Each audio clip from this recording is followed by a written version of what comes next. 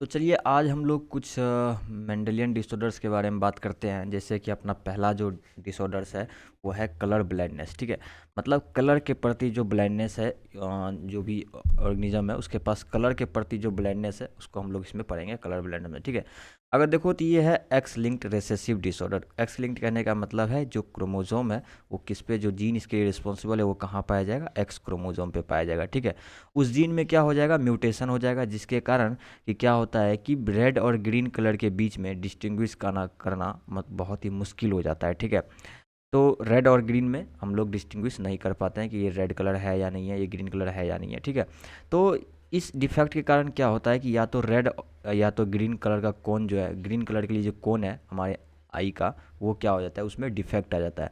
अगर आपके लिए थोड़ा सा इन्फॉर्मेशन है, अगर ग्रीन कलर के लिए अगर बात करोगे, जो डिफेक्ट अगर ग्रीन कलर के लिए है तो इसको हम लोग बोलते हैं ड्यूटेरोनोपिया, और रेड कलर के लिए अगर है तो हम लोग बोलते हैं प्रोटेरोनोपिया। ठीक है, अब देखो मेल्स में ये डिजीज़ होने का चांसेस 20 टाइम्स ज़्यादा है इन कंपेरिजन टू फीमेल्स।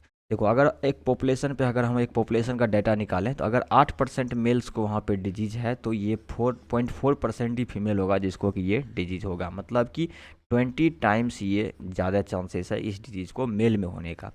अब मेल के केस में अगर जीनोटाइप देखोगे तो देखो एक मतलब अगर डिजीज़ वाला मेल है तो उसके पास एक एक्स जो है जो कि मदर से आया हुआ है, ऑब्वियसली ये किससे आया होगा, ये मैटरनल होगा, मदर से आया होगा, और वाई किससे आता है, ये फादर से आता है। ठीक है, पैटर्नल। तो एक नॉर्मल वाला देखोगे तो नॉर्मल एक्स वाई है, बट जबकि अगर देखोगे डिजीज़ वाला तो यहाँ पर जो डिजीज़ के पास जो हम लोग के पास एलील्स है वो कैसा है, इफेक्ट वाला है। ठीक है, इफेक्ट वाला यहाँ पे हम लोग के पास क्रोमोसोम यहाँ पे प्रेजेंट है। ठीक है, सेम अगर देखोगे फीमेल में तो यहाँ पे आपको 3 केस देखने मिलेगा। एक तो केस है जहाँ की ये कम्प्लीटली डिजीज़ ही है। ठीक है, बाद बाकी जो एक डोमिनेंट वाला है बट एक रिसेसिव भी है यहाँ पे हम लोग के पास, तो ये रहेगा नॉर्मल, बट ये किस तरह से वर्क करेगा, एज अ कैरियर वर्क करेगा। सेम अगर एक नॉर्मल वाला हम लोग के पास है तो जिस तरह से यहाँ पे नॉर्मल था इस तरह से यहाँ भी हमारा ये दोनों नॉर्मल रहने वाला है। ठीक है, तो इस तरह से हम लोग इसको पढ़ेंगे कि फीमेल के केस में हम लोग को 3 केस देखने मिलता है। एक तो डिजीज़ हो, ये बहुत कम चांसेस है, बट कैरियर ये थोड़ा अधिक चांसेस है, और नॉर्मल ज़्यादातर चांसेस नॉर्मल का है। ठीक है, इस तरह से हम लोग का यहाँ पे जीनोटाइप देखने के लिए मिलता है। अब एक डॉटर को ये डिजीज़ तभी होगा जब कि उसका मदर एटलीस्ट क्या होना चाहिए, कैरियर होना चाहिए, और फादर कलर ब्लाइंड होना ही चाहिए। तभी जा कर के किसी एक डॉटर को ये कलर ब्लाइंड वाला डिजीज़ हो सकता है। देख रहे हो कितना कंडीशन है, मदर को कैरियर होना पड़ेगा और फादर को कलर ब्लाइंड होना पड़ेगा, तब जा कर के ऐसा होगा।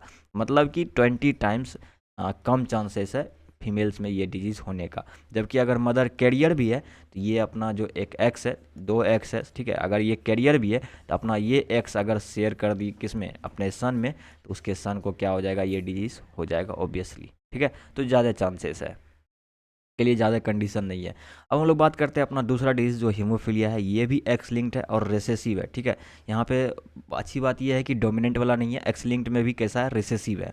यहाँ पर एक सिंगल प्रोटीन है जो कि एक कैस्केड ऑफ प्रोटीन का पार्ट है, वो किस में इन्वॉल्व रहता है, वो ब्लड क्लॉटिंग में आपको हेल्प करता है। वो क्या हो जाता है, यहाँ पे इफेक्ट हो जाता है, जो एक सिंगल प्रोटीन है। ठीक है, वो क्या हो जाता है, इफेक्ट हो जाता है, जिसके कारण से अगर एक छोटा सा कट भी अगर हमारे शरीर पे अगर लग गया ना तो वो कंटिन्यूस ब्लीडिंग के फॉर्म में होता रहेगा। ठीक है, नॉन स्टॉप ब्लीडिंग होता रहेगा। अब एक हेट्रोजाइगस फीमेल जो कि क्या है, कैरियर है। ठीक है, हेट्रोजाइगस का कहने का मतलब क्या हो गया कि हेट्रो अलग अलग जाइगस, हम लोग एलील्स के लिए बात कर रहे थे कि 2 अलग अलग एलील्स है एक फीमेल के पास। ठीक है, अलग अलग टाइप्स का, एक नॉर्मल है, एक उसके पास क्या है, डिजीज वाला है, यहाँ पे जो जिसके कारण इसको कैरियर बोल रहे हैं।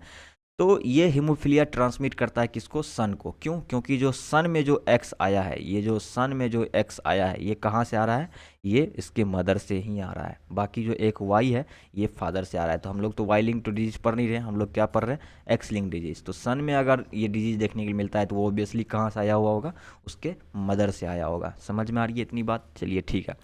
अब हम लोग डॉटर्स में अगर इसका पॉसिबिलिटी देखें हीमोफीलिया का, तो यहाँ भी क्या है, ये एक्सट्रीमली रेयर है।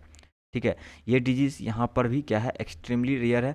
मदर को एटलीस्ट यहाँ पे कैरियर होना ही पड़ेगा, और फादर को भी इस तरह से हेमोफिलिक होना ही पड़ेगा, तब जा कर के ये डिजीज़ आपको डॉटर्स में देखने के लिए मिलेगा। देख रहे हो, एक्सट्रीमली रेयर है ये सब चीज़। ठीक है, फादर बाद में चल करके अनवायबल हो जाता है अपने लाइफ के आगे आगे स्टेज में, मतलब लेटर स्टेज में चल करके वो क्या होता है, अनवायबल हो जाते हैं। अब हम लोग तीसरा बात करते हैं तो सिकल सेल एनीमिया। ये क्या है, एक ऑटोजोम लिंक डिजीज है। कहने का मतलब जो डिफेक्ट होगा ये कौन से क्रोमोजोम पे होगा, ऑटोजोम पे होगा। मतलब अगर ह्यूमंस का बात करें तो 23 पेयर्स है, तो एक से लेकर के 22 तक हमारा ऑटोजोम्स है, बाकी का लास्ट वाला जो पेयर्स है वो हम लोग का क्या है, 6 क्रोमोजोम है। तो एक से लेकर 22 तक में कहीं भी अगर डिफेक्ट होगा तो वो उसको हम लोग क्या बोलेंगे, ऑटोजोम लिंक्ड डिजीज बोलेंगे, डिसऑर्डर्स बोलेंगे, ठीक है। अब देखो यहाँ पे क्या होता है, पॉइंट म्यूटेशन होता है, एक सिंगल बेस में क्या होता है, सब्स्टिट्यूशन हो जाता है 6th पोजीशन पे, किसका, बीटा ग्लोबिन जीन का। बीटा ग्लोबिन जीन के 6th पोजीशन पे क्या हो जाता है, एक सिंगल बेस में सब्स्टिट्यूशन हो जाता है, किसका, ग्लूटामिक एसिड के जगह पे वेलेन आ जाता है, जिसके कारण की जो सीक्वेंस है GAG से चेंज होकर के GUG हो जाता है, ठीक है।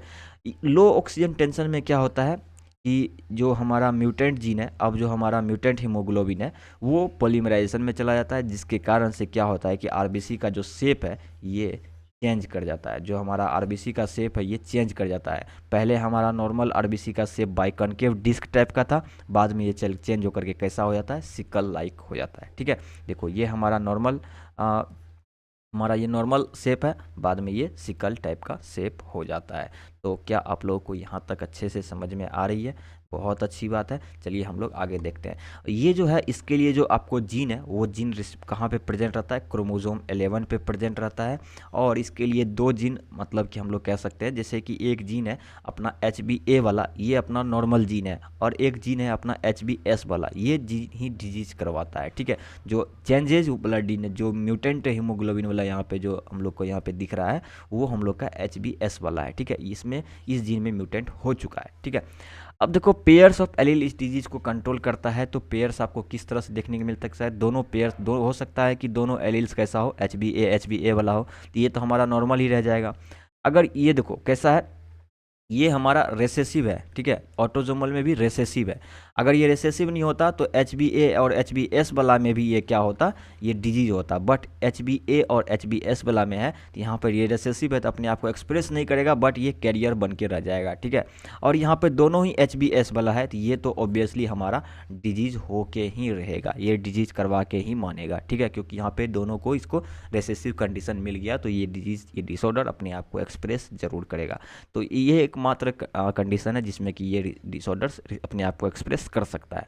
बाकी दूसरे वाला में सिर्फ कैरियर बन के रहेगा, और दोनों ही HbA वाला मिल जाए तो ये हमारा नॉर्मल चलता रहेगा, ठीक है। समझ में आ गई बात। अब देखिए, अब हम लोग इसके आगे वाला का बात करेंगे, ठीक है। तो आई होप कि आपको यहाँ तक काफ़ी अच्छे से समझ में आ गया होगा। अगर यहाँ तक काफ़ी अच्छे से समझ में आ गया, चलिए हम लोग थोड़ा सा अब आगे डिस्कस कर लेते हैं। अब हम लोग का जो आगे वाला नेक्स्ट है वो है फिनाइलक्यूटिनुरिया। ये भी एक ऑटोजोमल रेसेसिव है, इनबॉर्न एरर है मेटाबॉलिज्म का, ठीक है। ये इनहेरिटेड है, ठीक है, ऑल्सो इनहेरिटेड। यहाँ पर क्या होता है कि जो इंडिविजुअल है जिसको ये फिनाइलक्यूटिनुरिया है, उसमें क्या होता है कि एक एंजाइम है जो कि किसके लिए रिस्पॉन्सिबल है, फिनाइल एलेनिन को टायरोसिन में बदलने के लिए रिस्पॉन्सिबल है। ये एंजाइम जो है हमारा क्या है, फिनाइल एलेनिन हाइड्रोक्साइलेज, ये फॉर्म नहीं होता है, इसका कमी हो जाता है, ठीक है, जो कि फिनाइल एलेनिन को टायरोसिन में कन्वर्ट कर रहा था, लेकिन अब इस कमी के कारण ये कन्वर्ट नहीं होगा। अब ये एक्यूमुलेट होता जाएगा फिनाइल एलेनिन, बाद में ये चलकर एक्यूमुलेट होते होते ये क्या किस में कन्वर्ट हो जाएगा, फिनाइल पायरुविक एसिड में कन्वर्ट हो जाएगा, और कुछ अदर डेरिवेटिव्स में ये कन्वर्ट हो जाएगा, ठीक है। यही एक्यूमुलेशन हमारे ब्रेन में अगर हो जाए तो हम ये क्या करवाता है, हमारा मेंटल रिटार्डेशन करवाता है, ठीक है। जबकि इसका पुअर एब्जॉर्प्शन है हमारे किडनी के द्वारा, तो ये एक्सक्रीट आउट भी कर दिया जाता है किसके थ्रू, यूरिन के थ्रू। तो इतना इन्फॉर्मेशन हम लोगों के लिए है। फिनाइलक्यूटिनुरिया ऑटोजोमल रेसेसिव डिसऑर्डर है, इतना इन्फॉर्मेशन हम लोग के लिए है। अकॉर्डिंग टू एनसीईआरटी इतना इन्फॉर्मेशन हम लोग को पता रहना चाहिए, ठीक है। अब हम लोग बात करते हैं अपना लास्ट थैलेसेमिया के बारे में, जो कि क्या है कि ऑटोजोमल रेसेसिव है। ये भी एक ब्लड डिसऑर्डर्स है। इसमें क्या होता है कि डिफेक्ट किस कारण से हो सकता है, या तो म्यूटेशन के कारण हो जाए या फिर जीन का डिलीशन के कारण हो जाए, ठीक है। यहाँ पर क्या होता है, जो ग्लोबिन चेन है इसमें से किसी एक भी ग्लोबिन चेन का जो रेट है, सिंथेसिस होने का, जो प्रोड्यूस होने का जो रेट है वो क्या हो जाता है, कम हो जाता है, ठीक है। उसका रेट क्या हो जाता है, डिक्रीज हो जाता है, घट जाता है। अब ग्लोबिन चेन्स में हम लोग के पास दो तरह का है, जैसे अल्फा ग्लोबिन और दूसरा है अपना बीटा ग्लोबिन। अगर अल्फा ग्लोबिन चेन्स का रेट कम हो जाता है तो हम लोग को अल्फा थैलेसेमिया देखने के लिए मिलता है, और बीटा ग्लोबिन चेन का रेट अगर कम हो जाए तो हम लोग को बीटा थैलेसेमिया देखने के लिए मिलता है। अब देखो, ग्लोबिन चेन क्या करता है, ये अपना हीमोग्लोबिन बना रहा है, ठीक है। इस डिफेक्ट के कारण क्या होता है कि हम लोग का जो अब हीमोग्लोबिन बनेगा वो कैसा बनेगा, एबनॉर्मल हीमोग्लोबिन मॉलिक्यूल्स बनेगा, जिसके कारण क्या होता है कि इसके रिजल्ट में हम लोग को एनीमिया का देखने के लिए मिलता है। कहने का मतलब कि आरबीसी का जो नंबर है वो नॉर्मल के कंपेरिजन में अब हम लोग को कम देखने के लिए मिलेगा, जिसको कि हम लोग एनीमिया बोल रहे हैं, ठीक है। और ये थैलेसीमिया डिजीज़ का ये क्या है, एक कैरेक्टरिस्टिक आपको सिम्टम, ये चीज़ आपको देखने के लिए मिलता है। कैरेक्टरिस्टिक फीचर कह लो, सिम्टम कह लो, ठीक है। मतलब जो भी आप कह लो, सिग्निफिकेंट कह लो, जो चीज़ इसके लिए है वो कैरेक्टरिस्टिक है एनीमिया होना, ठीक है, इस डिजीज़ के लिए। अब हम लोग according to chain of haemoglobin अगर हम लोग बात करें जो इफेक्ट होता है, तो थैलेसीमिया को हम लोग दो तरह से अल्फा थैलेसीमिया और बीटा थैलेसीमिया बोलते हैं। जो अल्फा थैलेसीमिया है ये हम लोग का क्रोमोसोम 16 पे जो जीन है उसके द्वारा कंट्रोल किया जाता है। Pairs of gene HbA1 HbA2 chromosome 16 पे, एक क्रोमोसोम पे ये दो मतलब एक पेयर्स ऑफ जीन है HbA1 HbA2। कहने का मतलब अगर हमारे पास पेयर्स ऑफ क्रोमोसोम है तो अब हमारे पास कितना हो जाएगा, 4 जीन्स हो जाएगा, जो कंट्रोल करता है किसको, अल्फा थैलेसीमिया को। अब देखो ये इसलिए ऑब्जर्व किया जाता है क्योंकि म्यूटेशन और डिलीशन हो सकता है, एक या एक से ज़्यादा, इस 4 में से एक या एक से ज़्यादा जीन में क्या हो सकता है, म्यूटेशन हो जाए या फिर डिलीशन हो जाए। जितना ज़्यादा म्यूटेशन होगा या फिर जितना ज़्यादा ये जीन इफेक्ट होगा, 4 में से एक हो जाए, 2 हो जाए, 3 हो जाए या चारों हो जाए, उतना ही कम हम लोग को अल्फा ग्लोबिन मॉलिक्यूल्स प्रोड्यूस होता हुआ दिखेगा। और जितना ज़्यादा कम अल्फा ग्लोबिन मॉलिक्यूल प्रोड्यूस होता जाएगा उतना ही सीरियस हमको अल्फा थैलेसीमिया देखने के लिए मिलेगा। इसलिए हम लोग इसको क्या बोलते हैं, क्वांटिटी का बात कर रहे हैं, अमाउंट का बात कर रहे हैं कि 4 में से कितना ज़्यादा इफेक्ट हो रहा है, तो इसको हम लोग क्या बोल देते हैं, क्वांटिटेटिव डिसऑर्डर्स भी इसको हम लोग बोल देते हैं। अब हम लोग बात करते हैं बीटा थैलेसीमिया का। तो क्रोमोसोम 11 पे जो जीन प्रेजेंट है, एक ही जीन प्रेजेंट है, मतलब सिंगल जीन इसके लिए रिस्पॉन्सिबल है जो कंट्रोल करता है बीटा थैलेसीमिया को, उसको हम लोग बोलते हैं HBB, यानी कि हबीबी। हम लोग याद रखने के लिए याद रखेंगे, ठीक है। जो ये हबीबी जीन है ये किसको कंट्रोल कर रहा है, बीटा थैलेसीमिया को, HBB। अगर हमारे पास पेयर्स ऑफ क्रोमोसोम है तो हमारे पास कितना जीन हो जाएगा टोटल, जो बीटा थैलेसीमिया कंट्रोल करता है, 2 जीन हो जाएगा, ठीक है। इन दोनों में से कोई एक डिफेक्ट हो सकता है या दोनों डिफेक्ट हो सकता है, तो उस हिसाब से ये मैटर करता है। तो हम लोग ऑब्वियसली हम लोग क्या बोल रहे हैं, इसको क्वांटिटेटिव प्रॉब्लम बोल रहे हैं। और ये सिकल सेल एनीमिया से कुछ इस तरह से ही डिफरेंट है कि सिकल सेल एनीमिया में हम लोग क्वांटिटेटिव प्रॉब्लम डिस्कस नहीं कर रहे थे, जबकि थैलेसीमिया में हम लोग क्या बोल रहे हैं कि ये कैसा है, क्वांटिटेटिव प्रॉब्लम है।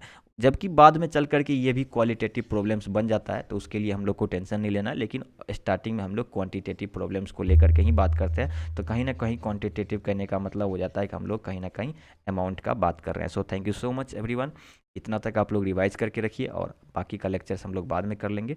तो वीडियो भी काफ़ी लंबी नहीं होनी चाहिए, तो हम लोग को आसानी से समझ में आती रहनी चाहिए। इतना का आप लोग नोट्स बना लो, काफ़ी आप लोग के लिए हेल्पफुल रहेगा। Thank you, bye bye.